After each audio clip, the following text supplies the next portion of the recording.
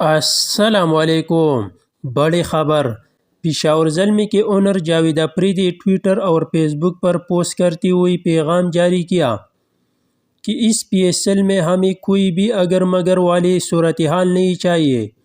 ہمیں ہر حال میں پشاور میں میچ چاہیے اور اس سال ہم پشاور میں میچ دیکھ کر ہی دم لیں گے۔ محمد عامر کراچی کنگز کو الوداع کہہ دیا۔ محمد عامر پی ایس ایل سیزن 9 میں کوئٹہ گلیڈیٹرز میں صرف کھیلنے کے لیے خواہشمند۔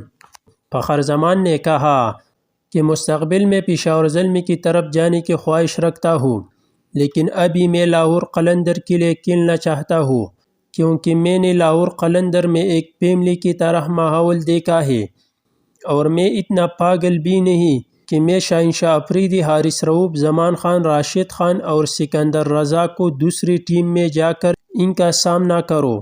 یہ صرف لاہور کی نہیں بلکہ دنیا کی بہترین بولنگ اٹیک ہے۔ ارباب نیاز اسٹیڈیم پشاور، جو کہ پشاور زلمی کا ہوم گراؤنڈ ہوگا، پی ایس ایل کی میزبانی کے لیے تیار ہے۔